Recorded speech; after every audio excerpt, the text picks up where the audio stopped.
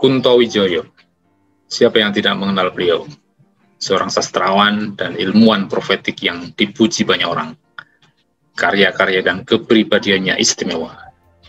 3 kumpulan puisi, 5 antologi cerpen, cerita pendek, 7 novel, 3 naskah drama, 18 buku tentang sejarah, sastra, budaya, dan pemikiran Islam.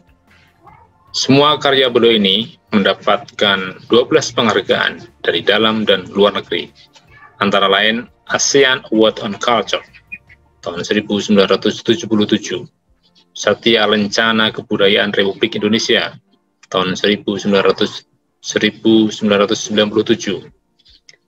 Kalyana Kritya Utama untuk Teknologi Sastra dari Menristek tahun 1999, dan Southeast Asia Right Award dari Kerajaan Thailand tahun 1999. Semua penghargaan ini dan karya-karya beliau, juga kepribadian dan kehidupan Pak Kunto, menjadi alasan yang kuat mengapa kita perlu menulis biografi almarhum Pak Kunto. Nah, di hadapan kepribadian dan karya-karya Pak Kunto yang istimewa ini, saya memberanikan diri untuk menulis biografi beliau. Saya mengajukan proposal penulisan biografi Pak Kunto ke Komite Seleksi Fasilitasi Bidang Kebudayaan Kementerian Pendidikan dan Kebudayaan tahun 2021.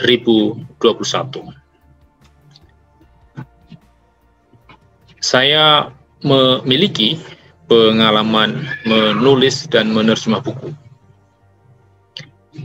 Saya pernah menulis 1 buku biografi, yakni biografi almarhum Pak Ahmad Watik Pratiknya.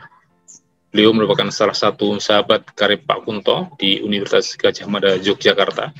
Saya menulis buku biografi Pak Watik bersama Mas Ihab Habudin. Saya juga pernah menyunting kumpulan tulisan tentang almarhum Pak Said Tuhulile. Pak Said ini adalah junior Pak Kunto di Muhammadiyah dan di Pesantren Budi Mulia, Yogyakarta. Saya juga sudah menulis 6 buku lain tentang bahasa Inggris dan juga menulis beberapa artikel di koran Kompas, Jawa Pos, Sindo, Pikiran Rakyat, dan Suara Merdeka. Saya telah menerjemah sebanyak 47 buku-buku non-fiksi, novel, puisi dari bahasa Inggris ke bahasa Indonesia. Saya menerjemah 47 selama 8 tahun. Sekarang saya menjadi dosen tetap di Universitas Cokro Aminoto, Yogyakarta. Berbekal pengalaman inilah saya memberanikan diri untuk mengajukan proposal penulisan biografi Pak Kunto Wijoyo. Rumah Pak Kunto itu berjarak 8 km dari rumah saya di Yogyakarta.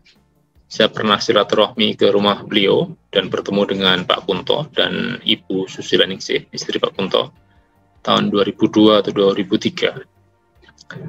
Saya berteman baik dengan putra sulung Pak Kunto, yakni Mas Punang Amaripuja. Saya juga beberapa kali bertemu dengan adik Pak Kunto, yakni Mas Heri Ananta. Nah, awal rencana penulisan biografi ini, saya sudah minta pertimbangan Mas Punang, putra Pak Kunto. Mas Punang setuju dan mendukung, serta menunjukkan nama-nama keluarga Pak Kunto yang bisa diwawancarai untuk menggali informasi tentang kehidupan Pak Kunto. Mas Punang juga menyebut nama-nama kolega yang seusia dengan Pak Kunto untuk diwawancarai. Kerabat dan kolega itu ada yang tinggal di Yogyakarta, ada yang tinggal di Jakarta, Jawa Barat, Jawa Timur, dan luar Jawa. Biografi Pak Kunto ini perlu segera ditulis senyampang kerabat dan kolega beliau masih bisa diwawancarai. Seandainya para kerabat dan kolega Pak Kunto sudah tiada, kita akan kehilangan informasi-informasi dan data-data penting tentang kehidupan, kepribadian, dan karya-karya Pak Kunto. Ini saya kira perlu digarisbawahi. Semoga penulisan biografi Pak Kunto sebagai sastrawan dan ilmuwan profetik par excellence dapat memberi kontribusi yang signifikan bagi ketahanan budaya nasional Indonesia. Karya, kepribadian, dan kehidupan Pak Kunto yang spesial memberi teladan dan menjadi inspirasi bagi anak-anak sekolah, mahasiswa, sastrawan, ilmuwan, bahkan para pejabat pemerintah, masyarakat Indonesia, dan juga masyarakat internasional. Jadi pertama, Mas Munang setuju ya kalau kita menulis buku biografi Pak Kunto ya, Mas? Anjir, why not? Memang iya sudah memang harus ada yang bisa mewawancarai teman-teman Bapak nggih. Saya mumpung masih bisa diwawancarai, betul seperti kata jenengan nggih. Dengan keluarga ya tadi sudah nyebut Mas Heri itu. Terus kalau yang di Jogja itu ya sama ini kalau saya Om Samekto Wibowo itu langsung adik kandung beliau. Kalau kakaknya yang satu-satunya yang di Jakarta itu sudah mungkin daya ingatnya sudah agak berkurang ya. Nah, tadi yang paling kecil tadi Mas Heri itu, kemudian Bambang Endro Yuwono, Bambang Endro Hascaryo, kemudian ada Tante Tuti itu Estuti, ya itu dia tinggal di Cibinong. Kemudian kakaknya yang Yudo Paripurno itu Retno Endro Estuti tadi, Retno Endro Estuti. Kemudian kakaknya Yudo Paripurno di Jakarta. Terus juga bisa dari keluarga ibu saya itu juga ada seperti yang pernah di sini, yang pernah tinggal saat di rumah kami itu adik ibu yang paling akhir sama nomor 2 paling akhir. Ya, yang satunya di Karanganyar, yang satunya di Mojokerto. Kalau tak pikir-pikir iya ya, banyak yang sudah mendahului juga. Saya cerita juga ke ibu saya ya. Iya, nanti Mas saya kira ya. Kalangan non Muslim mungkin juga bisa minta. Kita bisa minta. Iya. Betul. Murid-murid beliau gitu ya. Betul. Kismanto atau Romo Mangun dan mungkin pernah dapat cerita dari mereka. Mohon doanya supaya proposalnya lolos. Terima kasih. Amin. Mas. Assalamualaikum. Oke, makasih. Waalaikumsalam warahmatullahi wabarakatuh. Ini buku biografi yang saya tulis, biografi Pak Ahmad Watik Pratiknya, sahabat Pak Kunto. Saya menulisnya bersama Mas Ihab Abudin tahun 2018. Kemudian ini buku kumpulan tulisan tentang Pak Said yang saya sunting, Pak Said Tulele almarhum, dan juga sahabat Pak Kunto, junior Pak Kunto. Dan ini beberapa karya terjemahan yang sudah saya hasilkan.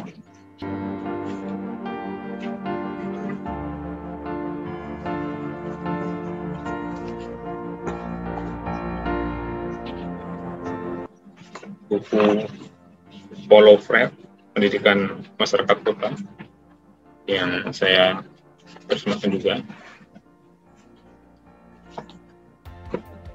Kemudian ini novel yang sangat menghibur ya. Ini novel yang sangat menghibur yang saya terjemahkan tentang seorang anak yang memenangkan hadiah ya, quiz Q&A ya, question and answer ya. Settingnya di India. Juga novel yang pernah saya terjemahkan The Prestige.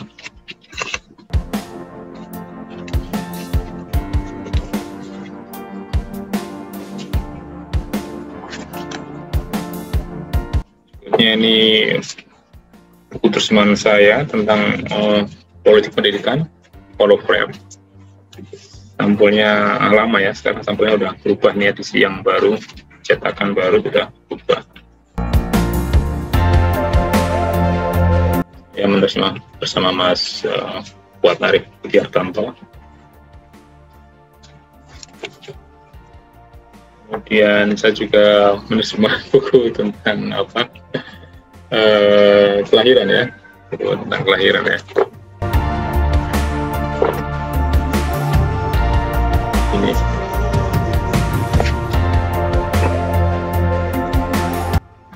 ya, ini teologi kebiasaan Islam dan teologi kebiasaan super ahli engineer. Juga alhamdulillah sudah saya terjemahkan.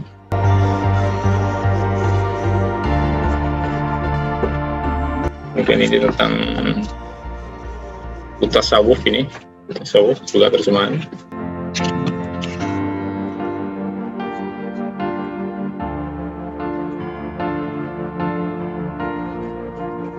Kemudian ini buku yang saya tulis sendiri tentang grammar bahasa Inggris ya. Ini buku pertama saya meracik buku menjadi bestseller. Buku terjemahan tentang pendidikan sebagai proses oleh karya Paulo Freire. Ini buku yang saya sunting. Ini karya Mahmud Mustafa Ayub yang dulu pernah menjadi dosen di UGM. Ini karya Pak Kunto ya, Korban di Atas Bukit. Ini buku tentang fisika dan kehidupan baru, juga terjemahan saya. Saya juga pernah menerjemah filsafat India ya, yang berat ya.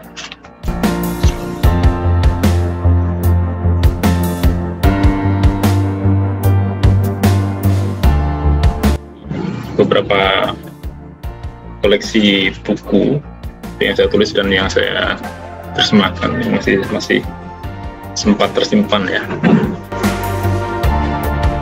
Ini beberapa artikel ilmiah yang saya tulis, yang dimuat di jurnal-jurnal ilmiah nasional.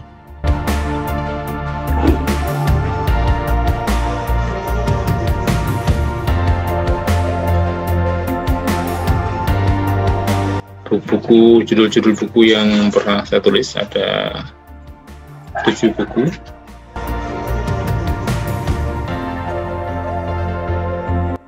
Nah, ini judul-judul buku yang pernah saya terjemahkan sejak tahun 1999 sampai tahun 2000. Ini karya-karya terjemahan saya sejak tahun 1999, 47 karya terjemahan yang sudah terbit. Ada beberapa juga yang tidak terbit, sudah saya terjemahkan tetapi tidak diterbitkan oleh penerbitnya.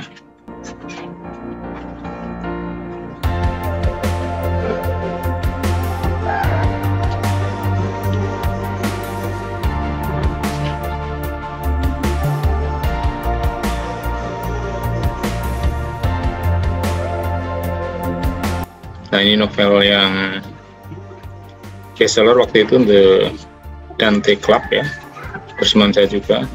Novel yang sangat bagus. The Falls ini juga novel tentang tragedi cinta di air terjun Niagara.